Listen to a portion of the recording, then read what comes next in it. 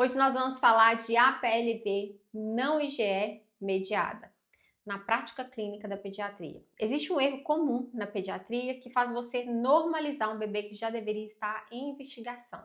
Prazer, meu nome é Ana Esteves, médica pediatra, e eu quero compartilhar com vocês um pouco do meu conhecimento. Eu quero que você imagine o pacientinho entrando no seu consultório, irritado, com cólica, e a mãe relatando que ele está com refluxo, fezes estranhas, e a tendência é encaixar isso como fisiológico. Porque na maioria da parte das vezes é fisiológico, mas em uma parte importante não é. E o problema é que esse bebê ele volta mais irritado, mais sintomático e com a família cada vez mais angustiada. Na prática, a maioria das alergias alimentares não aparece com sinais clássicos. Ela não faz urticária, ela não faz anafilaxia e ela é silenciosa. E por isso ela acaba passando.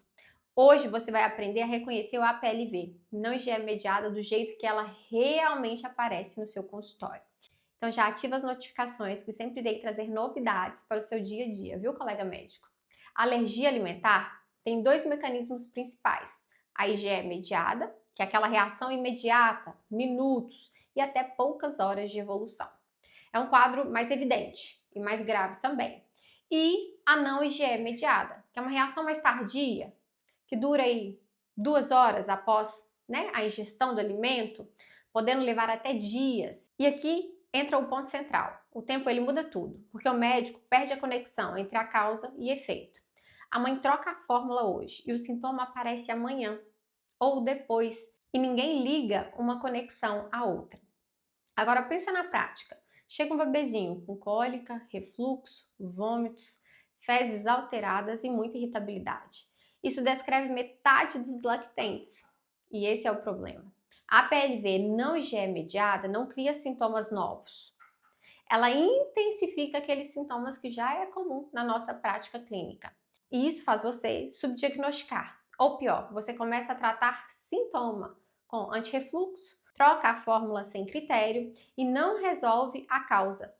Por outro lado, tem o excesso de diagnóstico. Qualquer cólica vira alergia e a criança entra em dieta restritiva sem necessidade. Então, o desafio não é só reconhecer, é acertar e ter o equilíbrio certo. E aqui entra o ponto que mais derruba o médico recém-formado. Você não tem que pedir exames. IgE, ele não vai ajudar nesse caso. Teste cutâneo não ajuda. Exame de sangue não fecha diagnóstico. Isso não é opinião, isso é prática consolidada em pediatria. Se você depende do exame, você erra. O diagnóstico é clínico e isso exige raciocínio. Agora vamos organizar isso de forma prática.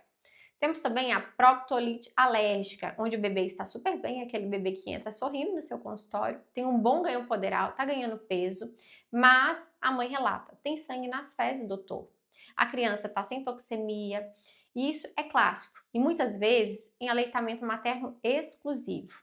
Outro cenário que a gente tem aqui, a dismotilidade. A criança ela tem refluxo persistente, uma cólica intensa e irritabilidade. Esse é o mais difícil, porque parece tudo. Aqui, o que ajuda é a intensidade, persistência e falta de resposta ao básico bem feito. E terceiro, nós temos a enteropatia, que é aquela diarreia crônica, causada em má absorção, que pode ser inclusive desencadeada pelo excesso de antibiótico.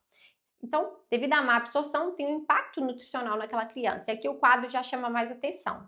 E aqui a gente também tem, por último, o FPAS. Esse você não pode perder de jeito nenhum o diagnóstico. Você que está gostando do conteúdo, já se inscreve aqui no meu canal para receber o conteúdo tirados dos documentos da SBP. Então vamos lá, a FPAS. Chega um bebezinho para você, já imagina o cenário. Chega esse bebezinho lá na urgência com vômitos intensos, repetitivos, horas após a ingestão de um alimento. Nem sempre a mãe vai te relatar isso. Pode evoluir com letargia, palidez, desidratação, sem urticária, sem chiado. Isso foge completamente do padrão mental de alergia, certo? Agora simplifica. Você não precisa decorar tudo, você precisa seguir um processo primeiro. Suspeita clínica. Sintomas persistentes, fora do esperado ou com um padrão repetitivo. Segundo ponto muito importante, fazer dieta de exclusão.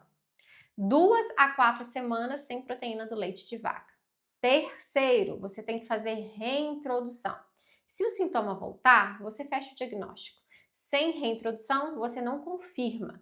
Isso é o que dá segurança. Aleitamento materno você vai manter. E claro, se essa criança tiver sangue nas fezes, com aleitamento materno exclusivo, sempre que possível você vai pedir para a mãe retirar o leite de vaca da sua dieta. Já pensando em outros quadros, em uso de outras fórmulas, você vai iniciar a fórmula extensamente hidrolisada, como o Pregomin. Se esse bebezinho ele não responder à fórmula extensamente hidrolisada, você pode usar a base de aminoácidos.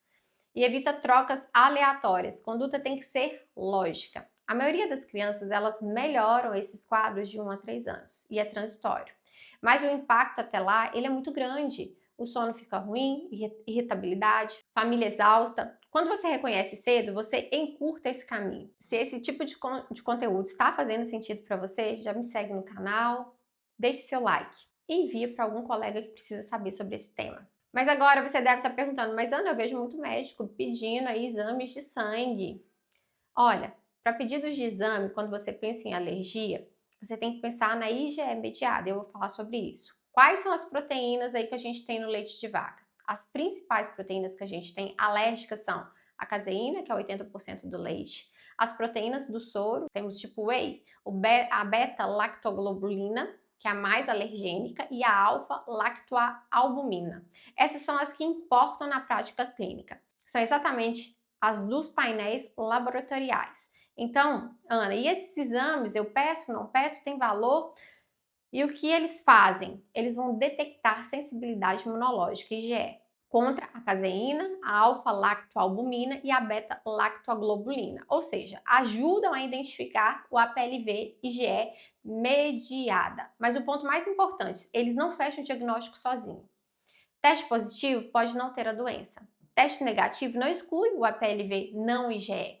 E o valor preditivo positivo ele é baixo, 50%. O padrão ouro, isso é, a prova, tanto na prova e na prática da SBP, o diagnóstico de APLV ele é clínico, mais dieta de exclusão e testes de provocação oral. Não é o exame laboratorial isolado. Quando você vai pedir esse exame, indicações corretas, quando você tem a suspeita de APLV IgE mediada, que nos casos aí tem urticária, anafilaxia, sintomas imediatos, ou seja, está pensando num quadro mais grave.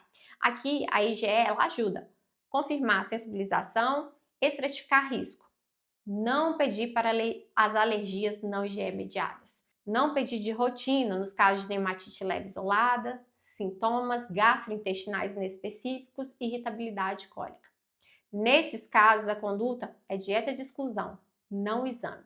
Se você gostou do conteúdo, já deixa aqui o seu like, compartilha com outros médicos que atendem criança. Porque na prática não é sobre decorar diagnóstico, é sobre parar de normalizar o que já saiu do normal. Para ser fácil, tem que ser prático.